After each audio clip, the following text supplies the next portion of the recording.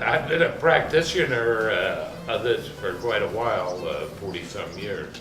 I'm definitely, I guess, a fanatic, driven me crazy, but that's okay. It relates to this. I mean, this came from a solid waste management board. So, you know, it's our whole. There's so much wrong with perceptions in America. I mean, they see things totally backwards, or we as a country see things totally backwards. I'm afraid I might get a little basic for people, but I think I trying to show how all this fits in together as much as possible. But certainly the shopping environment has little to teach the earth. I was just did a thing at an Energy Path conference. This is what I see to be the energy path for anaerobic digestion systems, biogas. We're dealing with solar animated stuff, but the residue materials, not stuff grown specifically for digestion, although some of the German projects have gotten, and now British projects, great digestion, but they're actually subsidized to perversely grow corn specifically to digest, and not for the preliminary uses to do something, feed it to the animals, feed it to something, for heaven's sakes. Yeah, then digest it.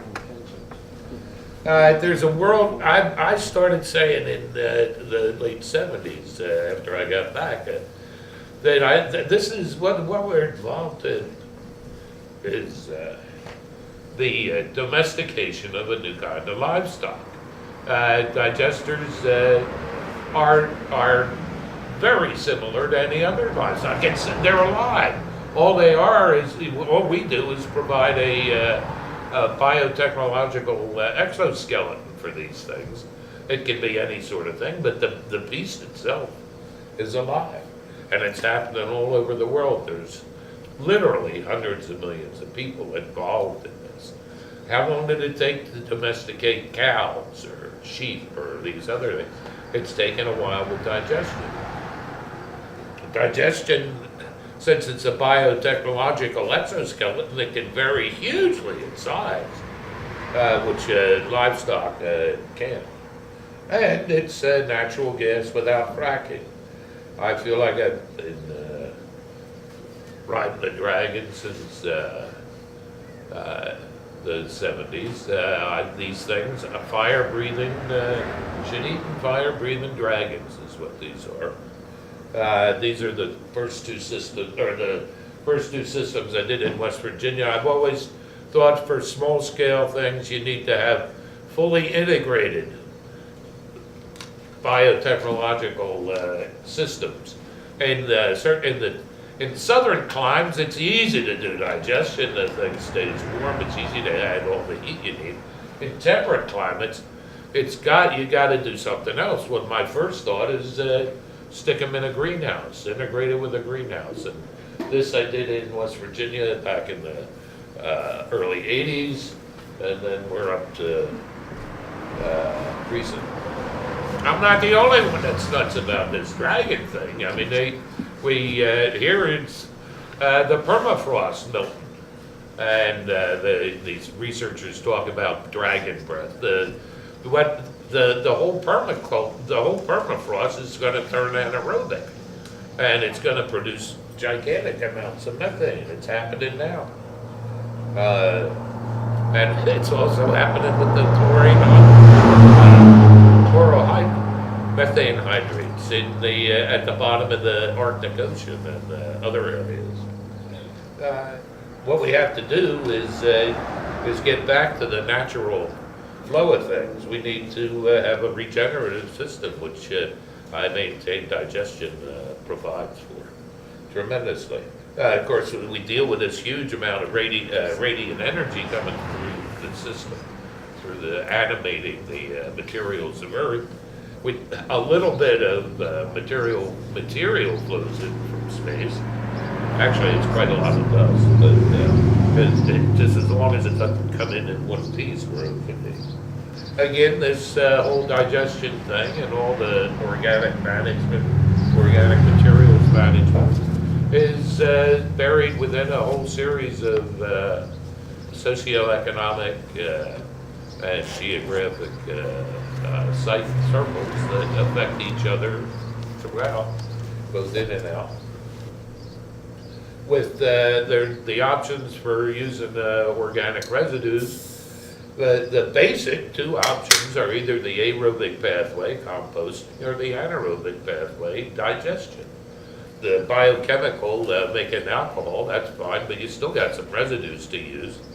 Neither, aerobic over time with flugel culture and composting, you can get away with dealing with woody materials in composting, but biochar, there's a big thing with biochar. Maybe biochar might well be the best way to deal with woody materials because they don't digest. So one thing you gotta leave out for sure. It'll just fill up your digester. But, so you've got the aerobic and anaerobic possibilities. They're very similar. The green in both sides is all the same.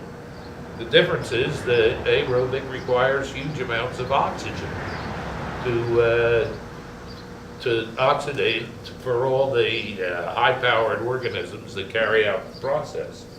The result is all the energy gets turned into heat. All that photosynthetically trapped energy gets turned into heat. And it also, while it's doing that, it burns off a lot of your nutrients, especially the nitrogen.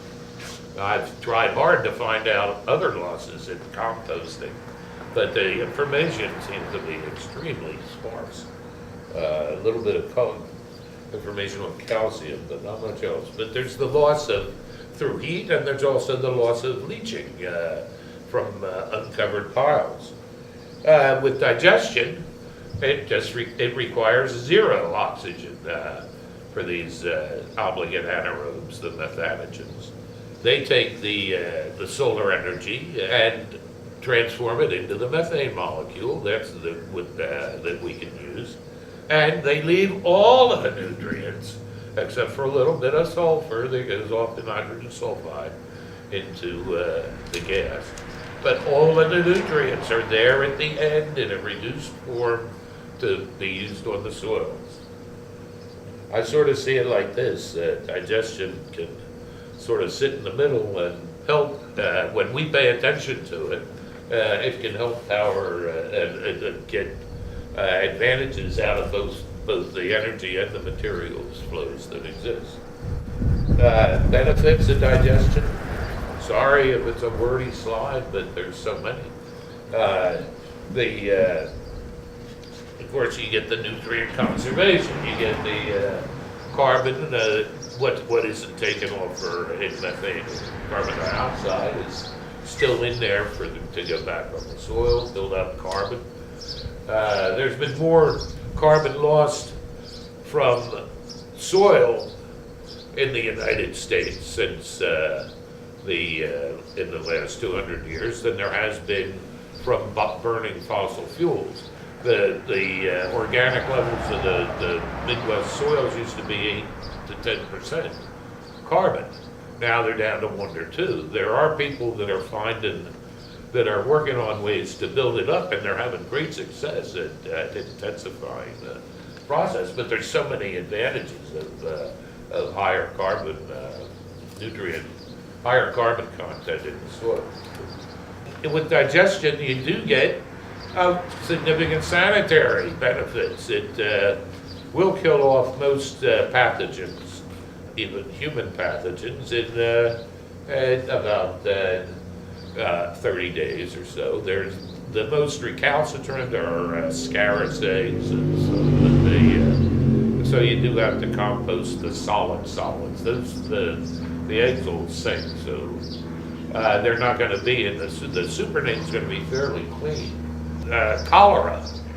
If the Nepalese, who have done a lot of digestion, took the digesters with them to Haiti when they went, cholera bacteria die in 14 days in a digester. So they wouldn't have had that problem. And then, of course, you get the natural gas. You also get, in less overdeveloped countries, where you're replacing biomass or coal, you get a tremendous increase in the cleanliness of your kitchens, much less pollution indoors for cooks and the kids that hang around. What digesters, what the bacteria eat is the volatile solids, the stuff that smells. So after digestion, you don't have that near the smell that you get. It definitely has an earthy smell, which you might have noticed, but it wasn't like spread manure and or fresh manure. Flies and rodents aren't attracted because there's no energy value in the stuff yet left. That tends to kill off, the anaerobic environment tends to kill off weeds, and there's some suggestion of pest deterrents. I just maintain it's the best, closest way we can get to carbon neutrality.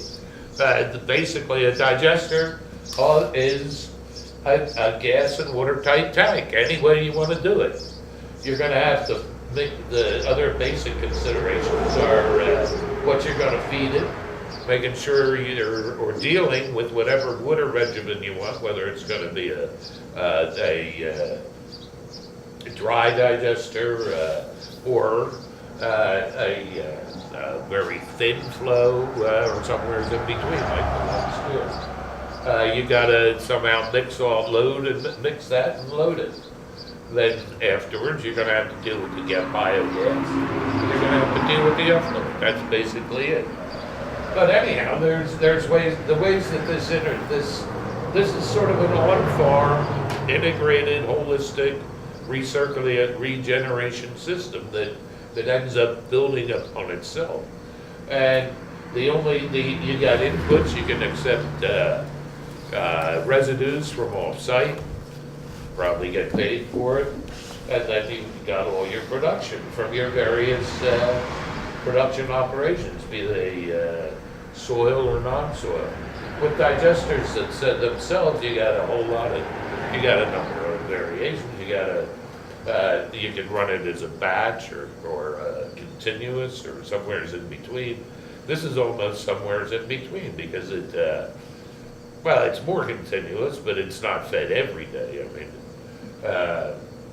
you got to figure out what temperature you're going to aim at because digesters like it stable. They're very bovine.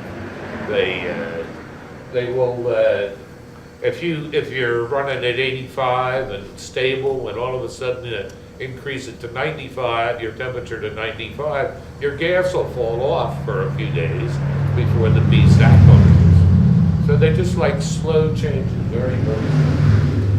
You got to figure out, it's good to have some ways to do some agitation. And then what you're going to build with, and what all you need to monitor. You don't need a whole lot, but it's good to have some. And then the biochemistry is another story, yeah. But this is not a mystery. You're doing it every day.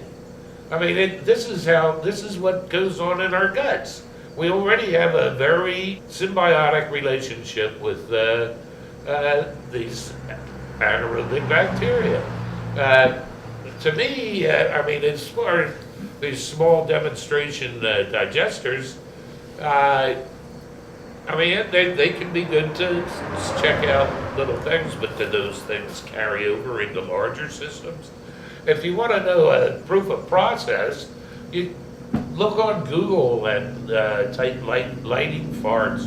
There's thousands of them. The process works, there's no doubt about it. I'll just flash back to this stuff I did and break it up. I got back from Nepal. I moved to West Virginia because I had some friends there that were living at a level and I wanted to apply this. And I found this old Chinese design. They had progressed beyond this by this point, but this is what I found, and I liked it. The idea that you had digestion and gas storage all in one tank. And then the way this is set up, pushes, you get the gas storage under a pod, under a concrete floor, and the pressure, you get gas storage by pushing down on the effluent, and it baffles up into the top of the pond. This is, I'll show you how this has progressed in Chinese systems. So these are the things I got done in the what, this was 79. But it's a digester buried in the ground, insulated. There's a thermosiphon running hot air underneath the greenhouse, underneath the digester, hot air taken from the greenhouse. I also, well, this, the site of this that first digester was within 100 yards of a 24-inch natural gas line. I like iron. This was the second I got done in West Virginia. Two digesters end to end, they get concrete block with photovoltaic fans sucking hot air from the greenhouse through the base of the digester. Much bigger greenhouse. Digesters are really hard to, I mean, it's rarely do you see photogenic digesters, but I think this is one of the prettier ones. And this was, the first one was set up just to run through spring, summer, fall. This was set up to run year round. But just like dealing with any farmers in less overdeveloped countries, you got to be very careful because what ended up is they used the greenhouse here. I was supposed to provide for the system, and then it would be operated for 5 years. I ended up cleaning barns for a couple of years and then just had to move on. But another way to take advantage of this same sort of approach, a guy showed me shipping containers, had me doing some stuff with them. But another thing is the shipping container can provide the same as the service as the block tank. And it'd be set in the ground, it could be the north wall of the greenhouse. Another thing I did with shipping containers was developed as a computer, like this was the initial impetus was the Haiti earthquake, Asian earthquake. But would take a shipping container, there'd be two long digester tubes set at the bottom of the container. That big black thing is the gas storage for shipping this thing around. These toilet units would be prefabs and could be carried in the container. There's a refrigerator for keeping medicines cold. There's photovoltaic cells for providing a community charging station, and this could be one side of the community garden that you're feeding into. You can take another shipping container and put it next to it or sideways to it, and have a nursing station. Community development modules. All right, I'm gonna jump down to some of the basics of digestion. Anaerobes are some of the earliest life on Earth, because there was no free oxygen. About 2.5 billion years ago, blue-green algae and green plants started poisoning the atmosphere for anaerobes, and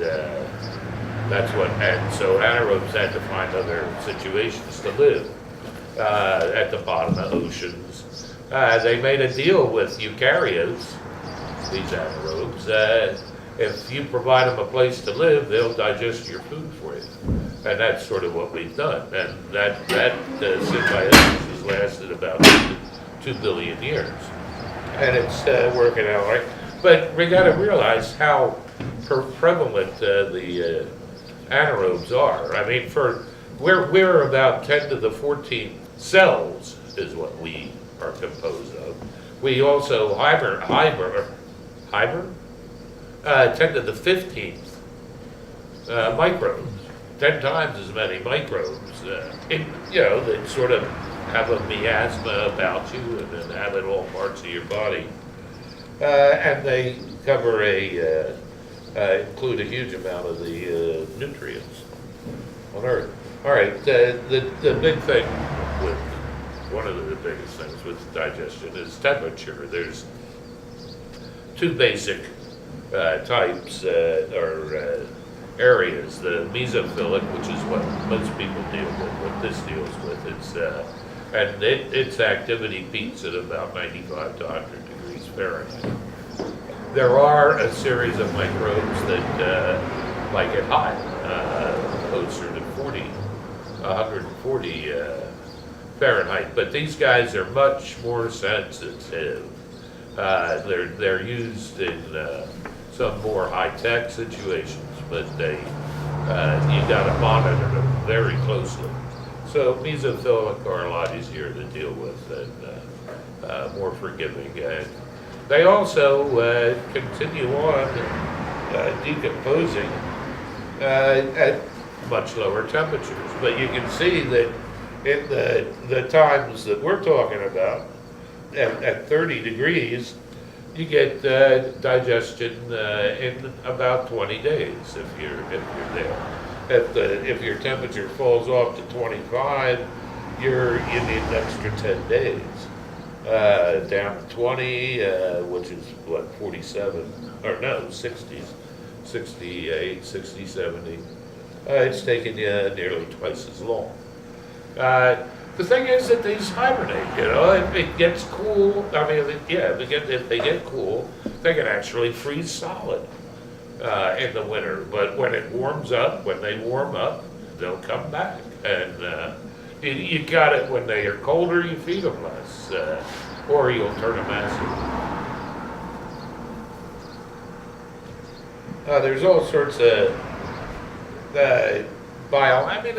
it's like any animal has various things that are relevant to its health. The carbon nitrogen ratio, that's the ratio in the feed. It's very similar to the ratio in composting, about 20 to 30 carbon to 1 nitrogen. It'll keep it healthy. If you have too much nitrogen in, you're likely to produce a little nitrogen gas and lose some of that. Agitation, a little bit's good. Of course, you don't want to feed it toxins.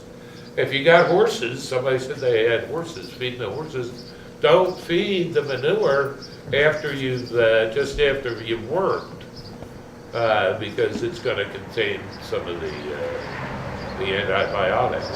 That's with any of these animal systems. Antibiotics, they will kill your digester, right? As various poisons. Of course, the main thing is to keep oxygen out. As you load, you're going to obviously get a little bit of oxygen in, but you don't want to, we agitate some here, but the less you agitate what you're feeding, the less oxygen you're going to put in.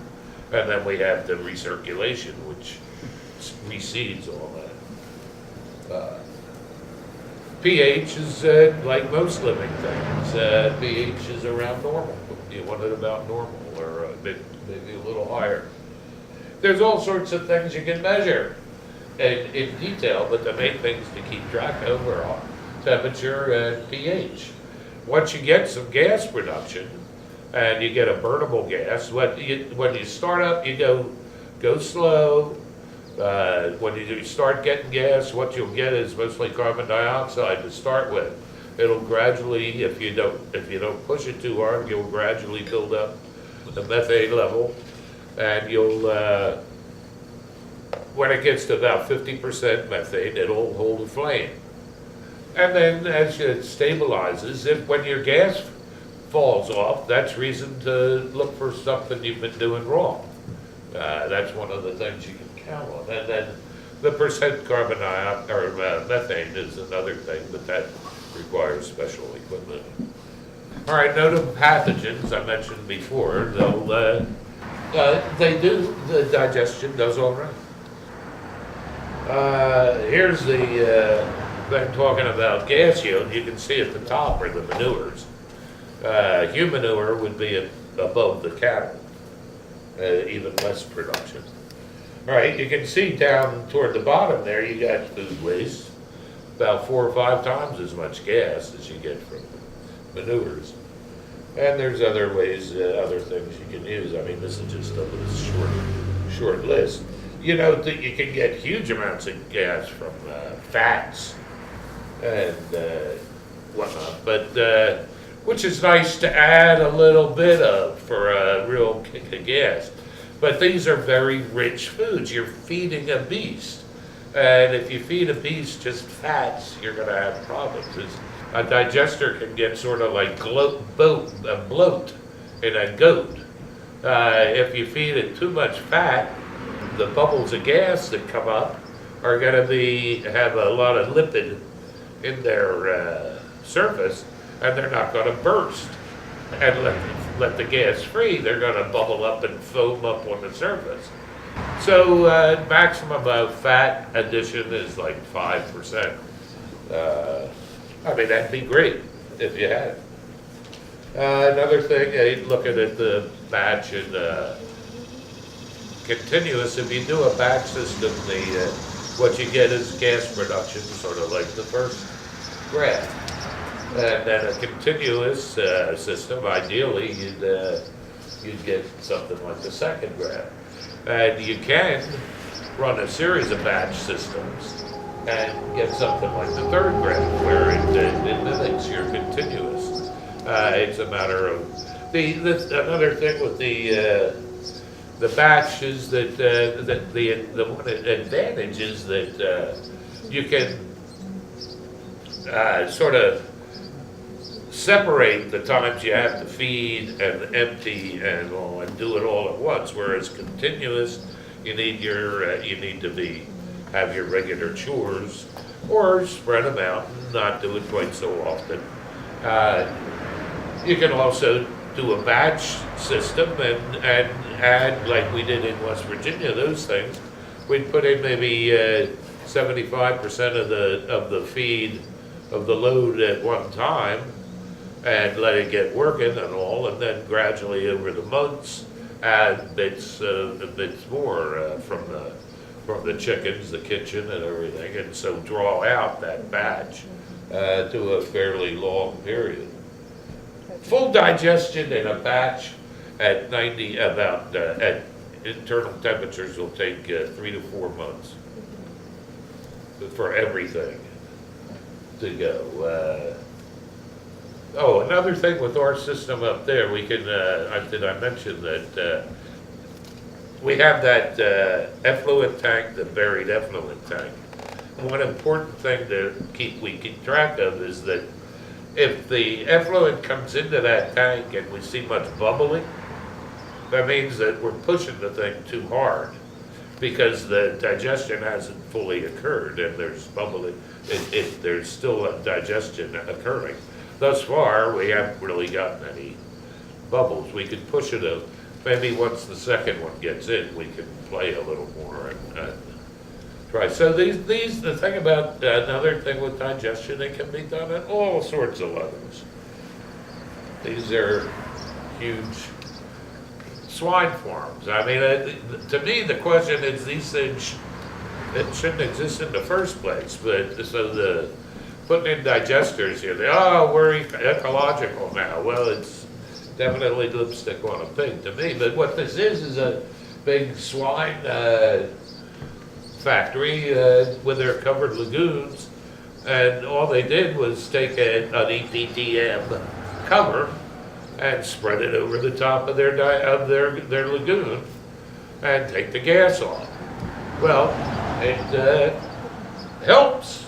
I mean, I can't deny it helps, but you can't call the whole operation sustainable and ecological.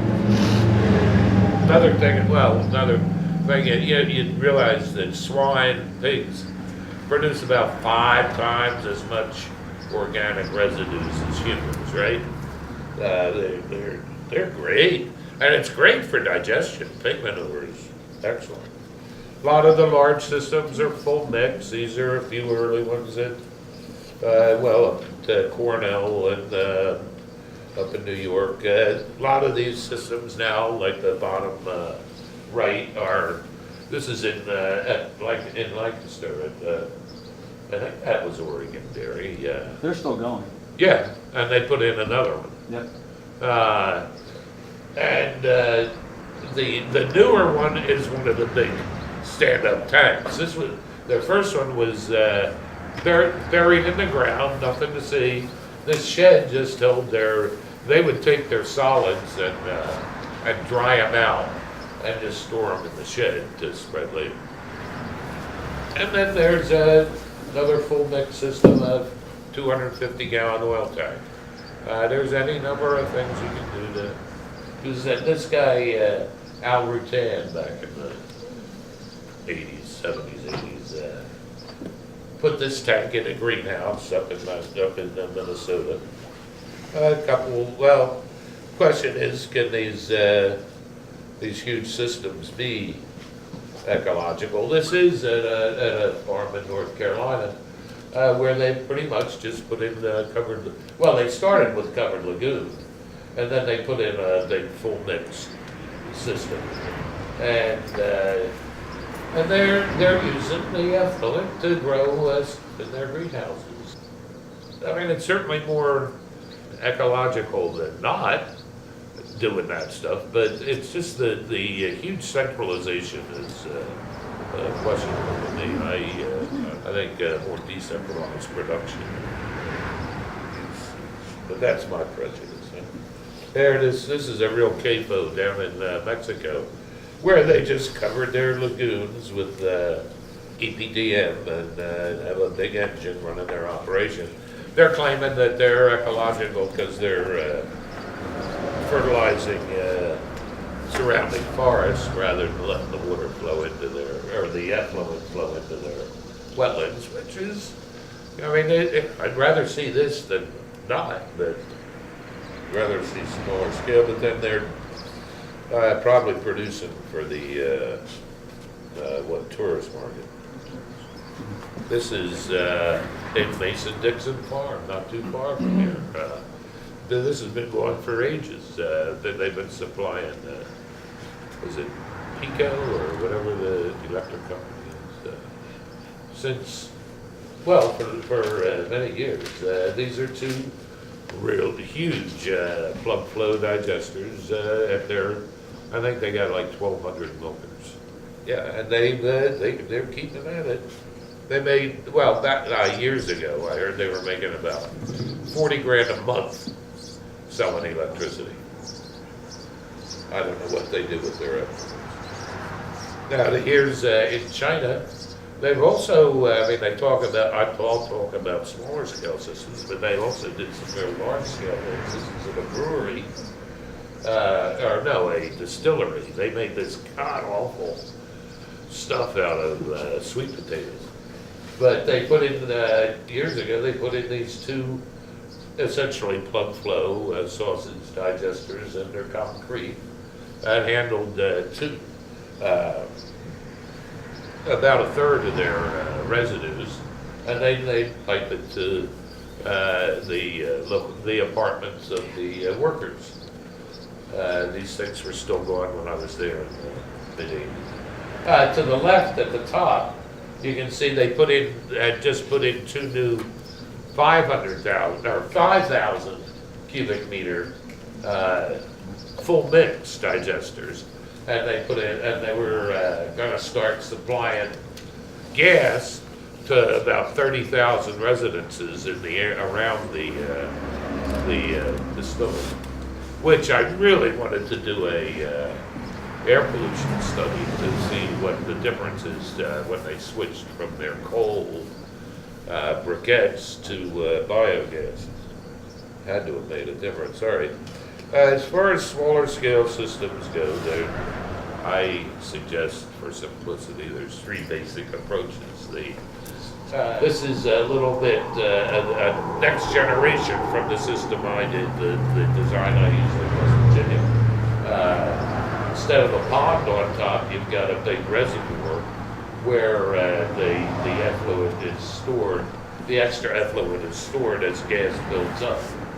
They started building these out of block and brick and stone and almost everything. Back in the late 50s, 60s, they had 10 million failures. They were building these all over the place.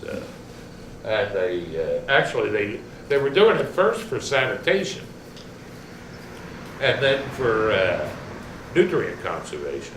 It was only later that they started realizing that, well, if we, upgrade the system and get a good seal, we can get a fuel out of this too. When they started working on that, they went from the brick and to the block, or stone to brick to block, and then they went to concrete forms, steel forms that were pretty slick. They'd build these like a 10 cubic meter system in a day, so it's all one form.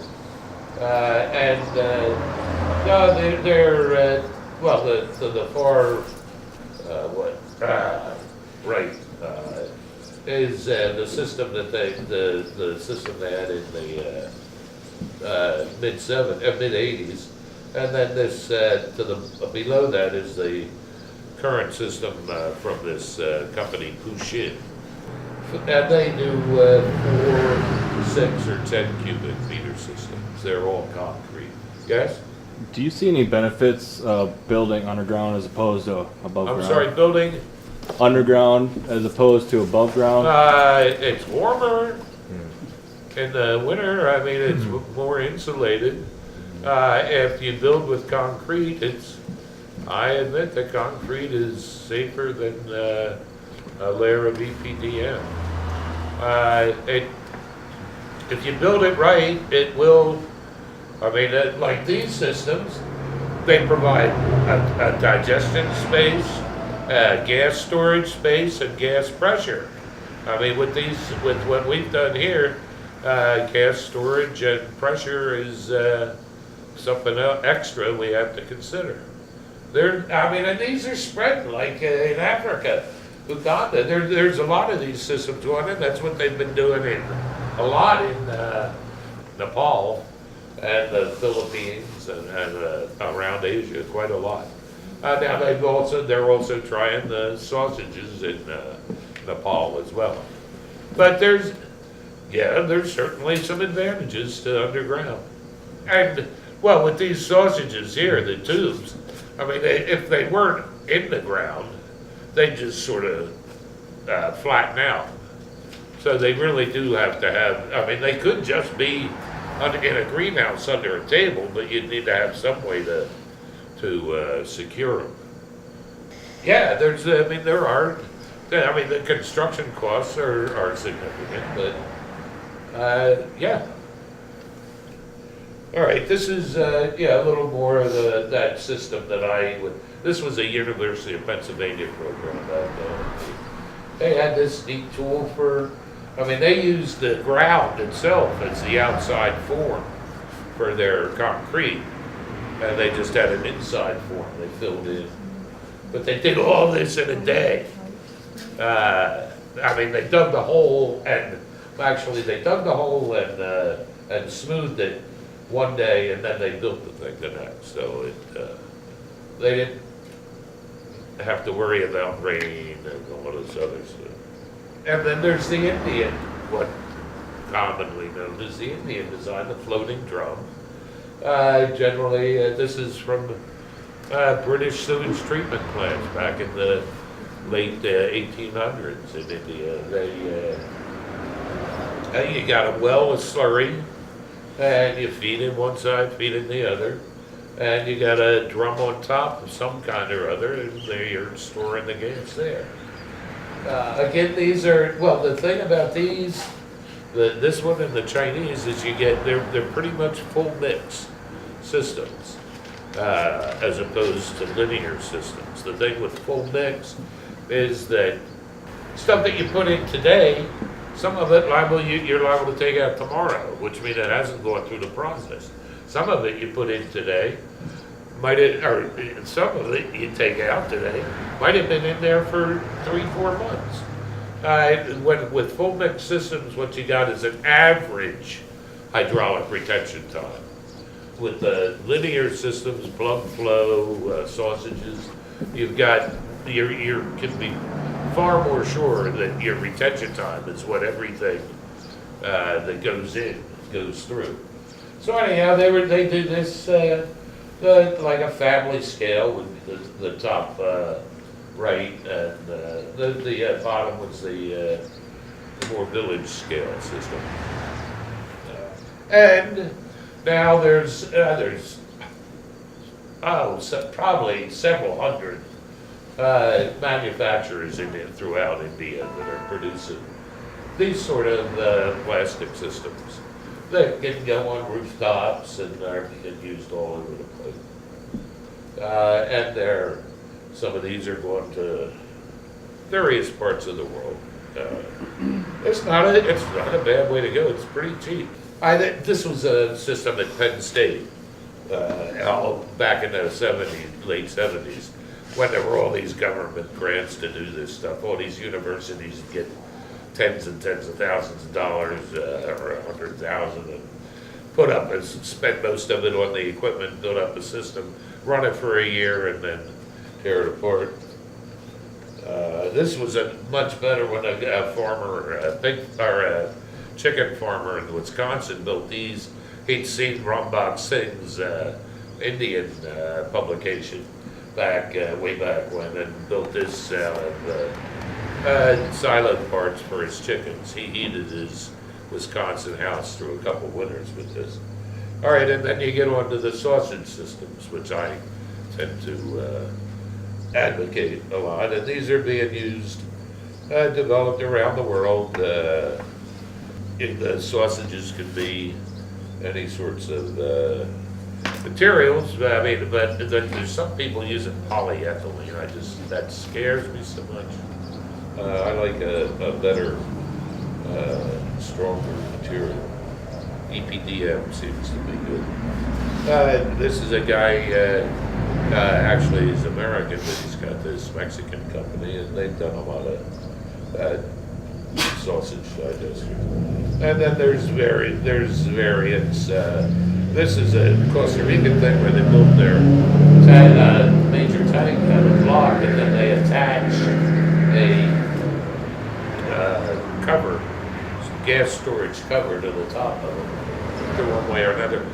In fact, a lot of the newer large-scale systems that are going in now are essentially silos. Bottom of I don't know, I think a silo is long and thin, but big tanks. And they secure a rubberized plastic or something to the top of that, and that stores the gas there. The tanks, the digester, store the gas up there. All right, residential approaches. I'm not sure that this is the thing for suburban America, but these are the IBC totes that we mentioned before. It's one possibility. They're very much into do-it-yourself, which I think is, if you're going to have to live with this system, you should definitely know how it went together. They keep at it all sorts of ways and in all sorts of countries, putting them together 2, 3, 4 at a time. These are in series. These could be done in batch. And there's this guy that developed a similar system, tried to market as he wanted $4,000 for this thing. But he was saying you can stick in just whole pumpkin rinds and all this other stuff, and then without grinding it up. But that ain't the case. The finer you grind this stuff, the better off you are. Or you're going to have to clean it out real regular. Here's another system that was developed in Israel, Palestine. There's actually one of these on the campus here. It's supposedly for a home system, and it's fairly slick. It has some problems. I mean, cold climates, so you got real problems with something like this. Gas considerations, again, you can use, the easiest way is direct combustion in one form or another, but Lance will go into all that stuff, a lot of that later. And then you can clean it up if you have to. That biogas, all natural gas was formed this way in the first place, all right? And some of it is, there's some contaminants that have gotten into it, and there's, I mean, it's purified itself. But essentially, this is, the natural biogas is that it burns like natural gas, except that it doesn't have the sulfur oxides. And you'll see, and I've seen the burners, the lights. It about equivalent to the light I have up there is equivalent to about a 40-watt bulb, a little more than that. It can run on engines. We'll see that later today, and various burners and flares. The long-term option is to do a integrated heat and power system here. The Chinese now have they went from just a meter when I was there now, so they got all sorts of equipment, and I guess that's what Alibaba or whatever. Mm-hmm. What was the Chinese? What is it? Chinese Amazon? Right. This gas storage system is not a bad idea. If you got some space in a tub. I don't advocate this much for mobile fuels because you got so it's just a little bit clunky. But these people in Cuba and India or Kenya are carrying these bags around. It gives a day's worth of gas. This one got the guy in Cuba had to build a digester. He got so much gas, he started carrying bags around to his friends. And of course, here's us. Again, digester effluent is such a huge thing as far as I'm concerned. This was how we used the effluent in the first digester. Most of it just flowed down into the garden, even though it leaks some, but it's just good effluent. We did have to clean. We threw in a whole mess of hay from the barn, so we had to clean it out. Duckweed grows incredibly profusely once it gets started. On the top of my digesters in West Virginia, the best we could do, I tried duckweed and water hyacinth. I don't think I got a strong enough a starter. What we got is mostly algae, but algae's sort of hard to grow or to harvest. And then I advocate these aeroponic things. They're running on straight effluent, hugely productive. I advocate integrated systems. Like I say, the digester, the gas itself is maybe 15% of the value once you start making use of the effluent. The Chinese, they do big manure. They at some of their communes, they were doing big digesters, big chicken digesters, and just running these through ponds, and fish ponds, and other stuff. There's lots of well, that was the idea in West Virginia. So, there's ways to integrate these things with the greenhouse. That there's lots of ways to make money out of these things, especially if you deal with the effluents right. For anybody with a permaculture interest, I maintain this is fairly important. These are animals, just like any other livestock. You gotta provide, well, it's got a body, we provide that, but you gotta give it a place to live, water, feed, care, and take care of its material. But we get everything, all the benefits, plus a significant earth care. And I mentioned societal changes. The linear approach really isn't very real. What we live in is a constantly recycling system, and the cycles can either be increasing or decreasing. I maintain we need to focus a bit on the semi-cycle of return to get the increasing cycles. There's all sorts of mythologies that we need to deal with. And one of them is economics, especially. The thing about fossil gas is that everything it does is pretty much a negative, whereas the biogas, the renewable gas, it's helps us clean up the air, the food, the water,